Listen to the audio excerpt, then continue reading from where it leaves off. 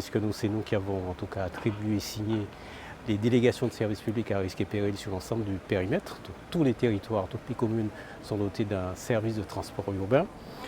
On a commencé le couvrir, on a quasiment terminé le couvrir de l'ensemble des bus sur le réseau de manière à rendre plus visible, j'allais dire, les bus du réseau Transsud qui appartient au Grand Sud Caraïbes. La billettique est installée, il faut une meilleure gestion, en tout cas pour une meilleure transparence sur les prix.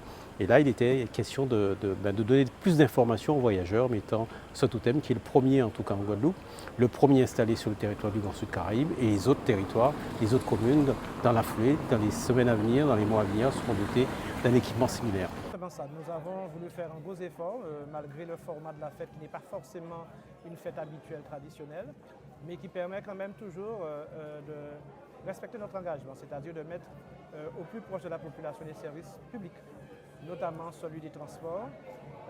Nous avons voulu donc aider la population à ne pas avoir toujours du papier en main, à ne pas toujours appeler, mais avoir un lieu où nous pouvons prendre connaissance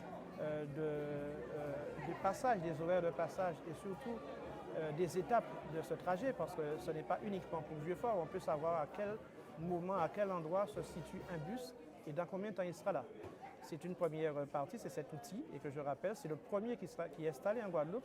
Là, je dirais que c'était vraiment nécessaire sur ce parcours, mais c'est surtout les horaires qui doivent être bien précis.